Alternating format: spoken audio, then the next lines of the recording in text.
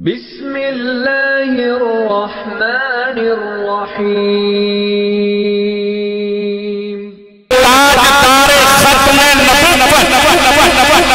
ماشاءاللہ ماشاءاللہ تاجدار ختم نبوت کیا بات ہے یوں دل چاہ رہا ہے کہ رات بھر نعرے لگاتا رہو آپ جواب دیتے رہے ابھی آزاد ہے دیکھیے گا پھر ایک مرتبہ ہاتھ اٹھا کے بولے تاجدار ختم نبوت تاجدار ختم نبوت دو مرتبہ پورا بنوا کے زندہ باد زندہ باد تاجدار ختم نبوت کیا بات ہے سلامت رہے بھائیو سلامت رہے دو جملے اللہ کی حمد یہ پڑھ رہا ہوں دو جملے نعت مصطفیٰ کے ارے قاری محبوب صاحب قاری شاہ صاحب قاری اکرم صاحب آپ کی توجہ لے رہا ہوں اپنے اشعار پڑھنے سے پہلے ایک بات آپ کی خدمت نہ کرو حضرت داؤد علیہ السلام اللہ کے پاک پیغمبر سے بڑے پیارے نبی تھے ایک دن اللہ سے مخاطب ہوئے اور کہنے لگے اللہ جو تیرے اعمال کا ترازو ہے نا جو تیرے اعمال کا ترازو ہے ذرا اس ترازو کو دیکھنا چاہتا ہوں میری پوری توجہ رہے میں تمہیداً بات آغاز کر رہا ہوں پھر دیکھیے گا بات کہاں تک چلتی ہے حضرت داؤد علیہ السلام نے کہا اللہ جو تیرے اعمال کا ترازو ہے نا میں اس ترازو کو دیکھنا چاہتا ہوں اللہ کہتا ہے کہ داؤد نہیں دیکھ سکتا یار اللہ کے پیارے بندے اللہ سے باتیں کیا ہی کرتے ہیں اللہ کے محبوب بندے اللہ سے باتیں کیا جس طرح حضرت سلیمان علیہ السلام نے کہا اللہ ساری مخلوق کی تعبد کرنا چاہتا ہوں اللہ کہتے ہیں کہ نہیں سلیمان نہیں کر سکتا اسی طرح حضرت موسیٰ نے کہا تھا اللہ تیری زیارت کرنا چاہتا ہوں اللہ نے کہا موسیٰ نہیں کر سکتا لیکن بار بار اقرار کرتے ہیں تو پھر پیاروں بندوں کا اللہ اقرار کو موڑتا نہیں ہے جو بھی کہتے اللہ کر دیتا ہے باقی معاملہ جو کچھ ہوتا ہے حضرت سلیمان نے دعوت کی اللہ نے کہا نہیں کر سکتا پھر بھی جب اصرار کیا اللہ نے کہا ٹھیک ہے سلیمان کر سکتا ہے ایک مچھلی آئی سارا کھانا کھا کے چلی گئی اب بات یہاں سے آگے دیکھیے گا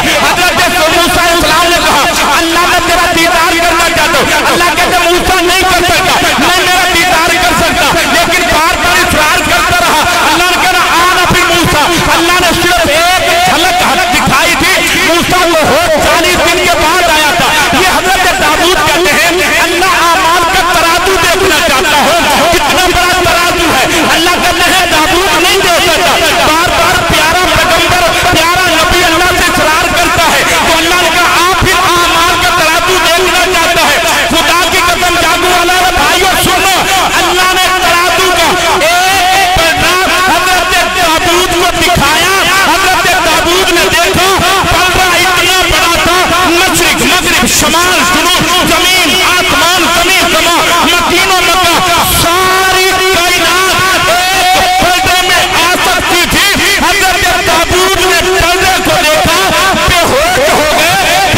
گئے جب ہوش میں آئے نا جب ہوش میں آئے تو کہنے لگے اللہ کتنا خوش بخت وہ بندہ ہوگا کتنا مقدر والا وہ بندہ ہوگا جس کے اعمال سے یہ پیدا بھرے گا اب آپ کی توجہ چاہتے ہو اور سبحان اللہ سنانا چلنا چاہتے ہو اللہ کون ایسا خوش نصیب بندہ ہوگا جس کے اعمال کی وجہ سے اتنا بڑا پیدا بھرے گا اللہ کہتے ہیں زیادہ نمازی نہیں ہوگا متقی نہیں ہوگا پرہیزگار نہیں ہوگا تقوی والا نہیں ہوگا اللہ کون ہوگا اللہ کہتے ہیں یہ پردہ بھرنے کے لیے ایک بندہ ایک مرتبہ اللہ کی رضا کے لیے سبحان اللہ کہے گا اللہ سبحان اللہ کی برکت سے اتنے بڑے پردے کو نیکیوں سے بھر دے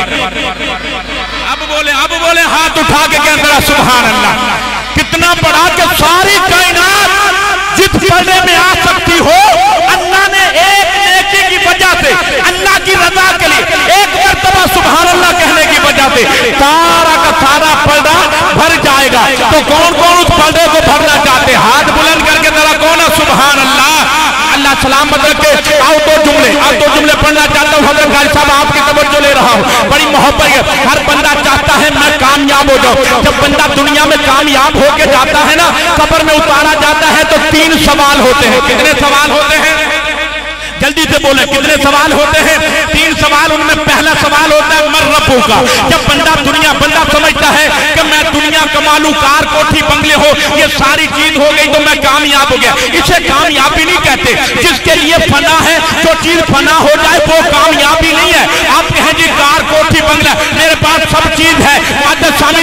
کامیابی کا ذریعہ نہیں ہے، کیونکہ اللہ نے کامیابی دنیا میں نہیں رکھی ہے، اللہ نے کامیابی دین میں رکھی ہے۔ سبحان اللہ، اللہ نے کامیابی دین میں رکھی ہے۔ تو بندہ جب دنیا پہ نہیں، ایمان کے ساتھ دین پہ چلتے ہوئے زندگی گزارتا ہے، دنیا سے پردہ پا کے جاتا ہے، جب قبر کی پتار میں اتارا جاتا ہے تو فرشتے آتے ہیں، دین سوال کرتے ہیں۔ جب بندہ دین پہ چل کے زندگی گزار کے جاتا ہے تو پہلا سوال کرتا ہے فرشتہ، فوراً جواب زبان پہ جاری ہو جاتا ہے۔ اب جو بندہ کہتا ہے کہ میں دنیا سے کامیاب ہو کے جاؤں تو جادو والوں شیر پڑھ رہا ہو، چوتھے مصرے پہ شروع سے آخر تک دائیں سے بائیں، کوئی زبان خاموش نہ رہے، کوئی ہاتھ نیچے نہ رہے۔ جب بندہ نبی کا غلام کامیاب ہو کے جائے گا، کامران ہو کے جائے گا، فرشتے بھی استقبال کریں گے، نبی کا غلام آ رہا ہے۔ سبحان اللہ، نبی کا غلام آ رہا ہے۔ چوتھے مصرے پہ مولانا بدر اسلام صاحب آپ کی توجہ چاہتا ہو، اللہ کون ہے، خالق کون ہے،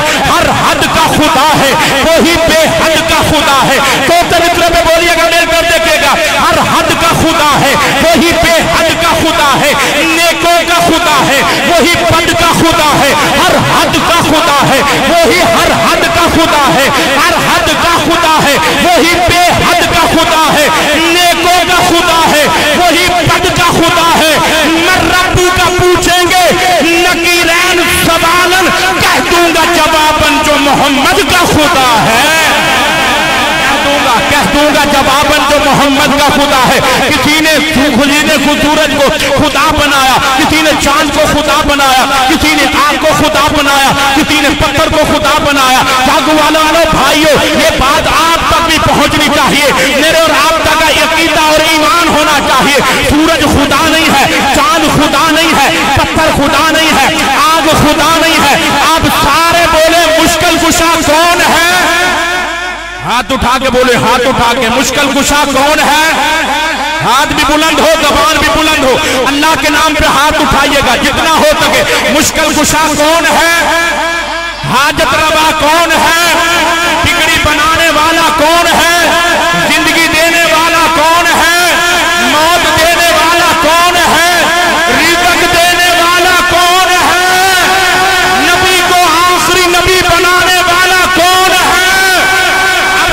اب سننا، کسی نے سورج کو خدا بنایا، کسی نے چاند کو خدا بنایا، کسی نے پتھروں کو خدا بنایا۔ بھائیو، نہ سورج خدا ہے، نہ پتھر خدا ہے، نہ آگ خدا ہے۔ آپ کہیں گے خدا کون ہے؟ جس کی رحمت کی نہ کچھ حد ہو وہ خدا ہوتا ہے۔ لا تقنطوا من رحمت اللہ، اللہ کی رحمت کی کوئی حد نہیں ہے۔ جس کی رحمت کی نہ کچھ حد ہو وہ خدا ہوتا ہے۔ جس کا کہنا نہ کبھی رد ہو وہ خدا۔ لا تبدیل لکلمات اللہ، لا تبدیل اللہ کی باتیں رد نہیں ہوا کرتی۔ جملہ پڑھ رہا ہو، توجہ رہے، توجہ رہے۔ جس کی تکلیف، جس کا کہنا نہ کبھی رد ہو وہ خدا ہوتا ہے۔ جس کی رحمت کی نہ کچھ حد ہو وہ خدا ہوتا ہے۔ صاف پہچان بتاتا ہوں، جہاں والوں سنو،